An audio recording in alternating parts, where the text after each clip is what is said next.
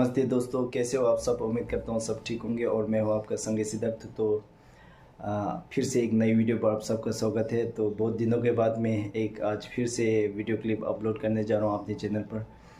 तो इस बार का वीडियो रहेगा हमारे बहुत ही एक महत्वपूर्ण स्थान के बारे में, जो कि बौद्ध धर्म के प्रमुख तीर्थ स्थल है, बर्थ प्लेस ऑफ बुद्धिज़्म भी कहा जाता है। तो आज वही मैं जाने वाला हूँ, जो कि वाराणसी सारनाथ पे स्थित है। तो वहाँ जाके मैं इस वीडियो के जरिए से दिखाने की कोशिश करूँगा कि जो जो हमें देखने को मिलते हैं, तो आप सबको दिखाने की कोशिश करूँगा। तो वीडियो के साथ बने रहे, देखते रहे आप वीडियो आगे।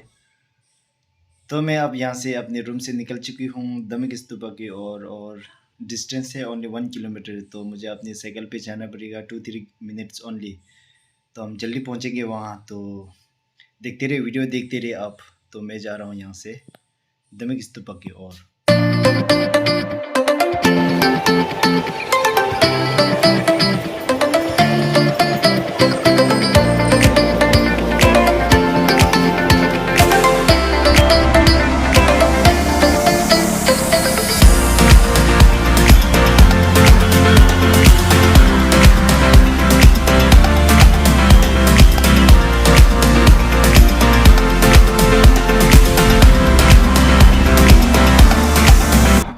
चलिए दोस्तों, अब मैं आ गया हूँ यहाँ धम्मिक स्तूपा का सामने। तो बहुत भीड़ होने के कारण मुझे साइकिल रखने का जगह नहीं मिला। तो बहुत मुश्किल के बाद मुझे साइकिल पार्क करने दिया मुझे एक अंकल ने दुकान के सामने। तो वहीं पर मैंने अपनी साइकिल को लॉक किया और वहीं छोड़ दिया मैंने। अब आ गया हूँ मैं यहाँ। थोड़ा मुझे यहाँ इंतज़ार करना पड़ेगा क्योंकि टिकट लेना है। तो बहुत लंबा लाइन है, तो लाइन में खड़ी रही हूँ और लग सकता है और 15 मिनट।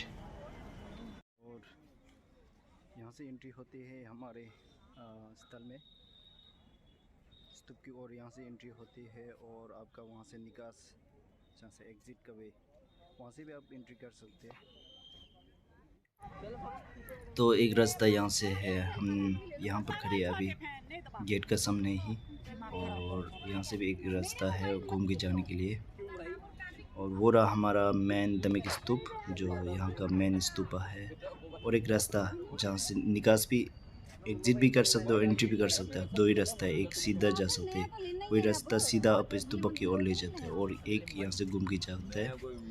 और वहाँ ऐसे जहाँ वहाँ पीछे में एक डियर पार्क है, वहाँ से जाते हैं। तो अब हम यहाँ से घूम के जाएंगे और वहीं से हम घूम के जाएंगे, सीधा नहीं जाएंगे हम। और आते वक्त वहीं से निकल से, जहाँ से मैंने अभी दिखाया था रास्ता, वहीं से निकलेंगे और जाते वक्त यहाँ से घूम के जाएंगे हम। तो आज वैसे भीड़ बहुत है यहाँ, क्योंकि हर रिलीजन का लोग आते हैं यहाँ पर। वैसे आज भी मुझे पता चला कि आज मैंने देखा, नोटिस किया कि यहाँ पर जो दिखाई दे रहे, जो टूरिस्ट दिख रहे, और जो नॉन बुद्धिस्ट है, बुद्धिस्ट नहीं है ज़्यादातर, क्रिश्चियन, हिंदू और मुस्लिम, ऐसी मतलब हर रिलीजन का जो लोग आए हुए हैं। तो यही है। was built on the spot when event was held. Okay. Second is called relics stupa, where relics of Buddha was buried. Third are votive stupas, like votive candles. When people come here, they pray, they make offerings, and they make a wish. And when they get their wish fulfilled, then they make a small structure of the stupa, the shape, the replica, and that's like a commemorating this. It's like, you know. यार column which are having inscriptions on it. To go there, we can go from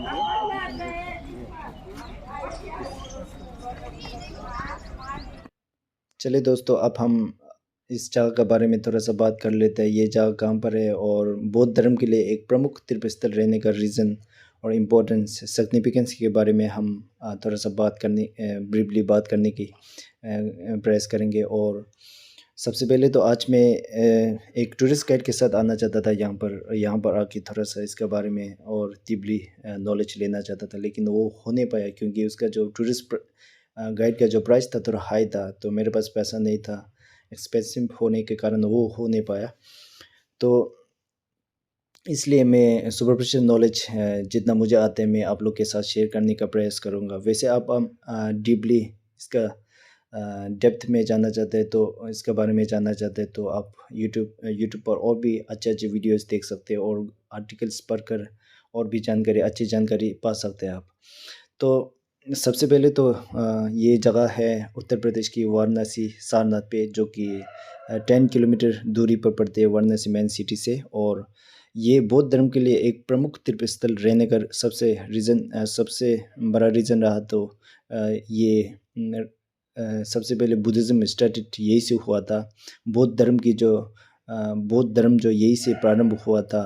तो इसी यहाँ पर ही भगवान बुद्ध ने सबसे पहले अपनी बोध गया पे इनलाइटनमेंट को प्राप्त करने के बाद, ज्ञान को प्राप्त करने के बाद यहीं पर आकर अपनी 5 शिष्य को, संन्यास को यहीं पर ये 4 आर्य सत्य का उपदेश यहीं पर दिया था। 4 आर्य सत्य यानी 4 नोबल ट्रूथ और 8 नोबल पाथ का जो थ्योरी था, यहीं पर ही भगवान बुद्ध ने अपनी 5 शिष्य को यहीं पर दिया था। तो इसी के कारण कहते हैं one of the most important pilgrimage sites for the Buddhist. तो इस जगह को इसलिए कहा जाता है, इसका रीज़न यही रहा है। खासकर बौद्ध धर्म में 4 प्रमुख तीर्थ स्थल है। एक लुम्बिनी नेपाल, जहाँ भगवान बुद्ध ने अपनी जन्म लिया था, और बोध गया जहाँ भगवान बुद्ध ने अपने ज्ञान को प्राप्त किया था, एनलाइटनमेंट प्राप्त किया था। इसके बाद सारनाथ, जहाँ सर्वप्रथम यहाँ अपनी 5 शिष्यों को 4 नोबल ट्रूथ का थ्योरी एक्सप्लेन किया था। तो और कुशीनगर, जहाँ गौतम बुद्ध ने अपनी परिनिर्वाण प्राप्त किया था। तो खासकर ये जगह बौद्ध धर्म के लिए एक प्रमुख तीर्थ स्थल रहने का रीज़न यही रहा है। और एक इंटरेस्टिंग कहानी यह है कि इसी जगह में ही, सारनाथ में ही, गौतम बुद्ध ने उस समय की जो सबसे अमीर व्यक्ति, यानी the richest man of his time, उस समय की जो सबसे अमीर व्यक्ति थी जिसका नाम था यश, और इसके 54 फॉलोअर्स थे, उनको भी धर्म की जो अपनी धर्म का गौतम बुद्ध ने उपदेश दिया था, टीचिंग्स दिया था और लेसन्स दिए थे। तो बाद में वो सब भगवान बुद्ध का लेसन्स लेने के बाद, टीचिंग्स लेने के बाद वो अरहंत्स बनी, और सभी अरहंत्स को बाद में गौतम बुद्ध ने अलग अलग जगहों पर इस बौद्ध धर्म को अपनी प्रचार करने के लिए अलग अलग जगहों पर भेज दिया था। तो ऐसा भी कहा जाता है। तो सिग्नेचर मोन्यूमेंट सारनाथ का यही रहा है, धम्मिक स्तूपा। और धम्मिक स्तूपा ही सबसे इम्पोजिंग स्ट्रक्चर सारनाथ का यही रहा है। और इसका शेप देखा जाए तो एक सिलेंड्रिकल टावर शेप में है, सिलेंड्रिकल शेप में है। और इसका बेस का मीटर देखा जाए तो 28.5 डायमीटर बेस पर है, और इसका हाइट है 42 मीटर्स। और 10th सेंचुरी के इंस्क्रिप्शन के अनुसार यही कहा जाता है कि जिसको पालकिंग महिपल फास्ट ने दिया था, वो कहते हैं कि इसका जो स्तूपा का ओरिजिनल नाम धम्मिक स्तूपा नहीं था। तो इसका ओरिजिनल नाम था पहले धम्मचक्र स्तूपा नाम से जाना जाते थे। तो आज कल का जो नाम है वो धम्मिक स्तूपा है। तो पहले इसका नाम धम्मचक्र स्तूपा नाम से जानते थे लोग। तो ऐसा भी कहा जाता है।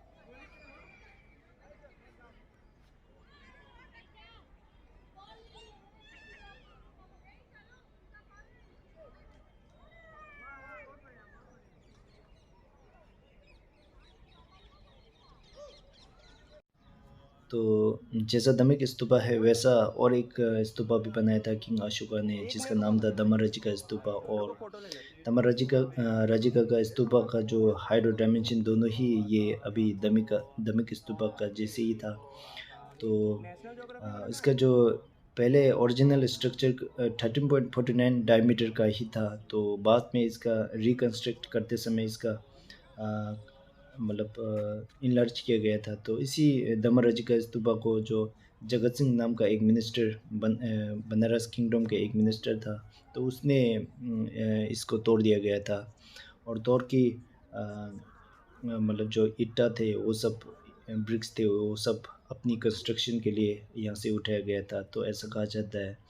और जगत सिंह ने इस धम्मराजिका स्तूपा को तोड़ते समय यहाँ से रिलिक्स, यहाँ से जो हम आम भाषा में कहा जाए तो उसका जो बोन या रिलिक्स, सेक्रेट रिलिक्स कहते हैं, वो जो मिले थे तो उसी को गंगा में बहा दिया गया था।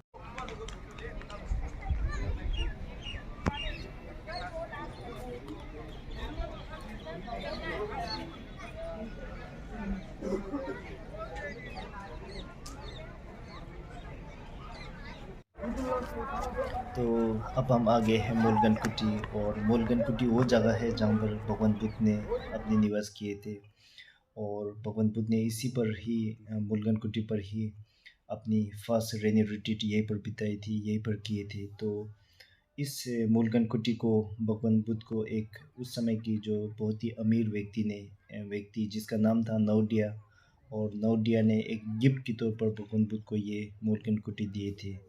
तो इसी के कारण ये मूलगन कुटी सारनाथ का एक और बहुत ही महत्वपूर्ण जगहों में से एक माना जाता है।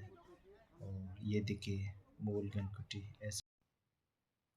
और मूलगन कुटी की वेस्ट साइड में और एक बहुत ही महत्वपूर्ण चीज़ हमें देखने को मिलते हैं, वो है अशोकन पिलर, जो कि 2.3 मीटर्स की है। देखिए ये 2.3 मीटर्स की है ये पिलर। ये आक्रमण के दौरान इसको तोड़ दिया गया था। पहले इसका ओरिजिनल 5.25 मीटर्स का हुआ करता था with line capital eight top. इसका टॉप में लाइन कैपिटल था, तो वो आज हमारा भारत का नेशनल सिंबल है इसी। और इस पिलर को अशोका ने ही जब यहाँ पर विजिट किया था तो उसी समय इरेक्ट किया गया था। किंग अशोका इस जगह पे इस पिलग्रिमेज में 249 BC पर यहाँ पर विजिट किया था। तो उसी समय किंग अशोका ने बहुत तरह तरह की जो मोनूमेंट्स थे उसको बनाया गया था, इंक्लूडिंग धमिक स्तूपा और धम्मराजी का स्तूपा, और ये क्या बोलते हैं हमारे अशोका पिलर जो मैंने अभी दिखाया, इसी को कई तरह की जो मोनूमेंट है उसने अपनी मतलब विजिट को पिलग्रिमेज को मार्क करने के लिए मोनूमेंट को बनाया गया था। तो इसी समय बनाया गया ये सब पिलर, अशोका पिलर हो गए, धमिक स्तूपा हो गए और धम्मराजी का हो गए। ऐसे कई तरह की जो मोनूमेंट जब विजिट किया था तब की अशोका।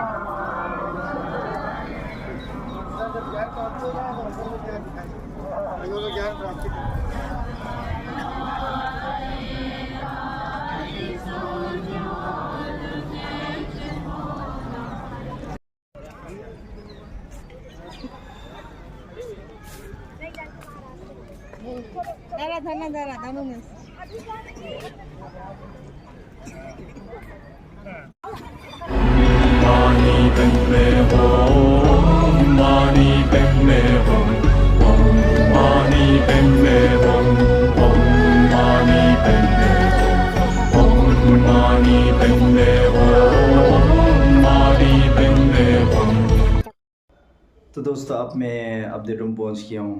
वहाँ काफ़ी समय बिताने के बाद मैं वापस अपने रूम पहुंच गया हूँ। तो आज का वीडियो हम यहीं पर ख़त्म करेंगे, और उम्मीद करता हूँ आपको अच्छे लगे होंगे वीडियो, जितना मेरी नॉलेज में था हमारा इस पवित्र स्थल के बारे में।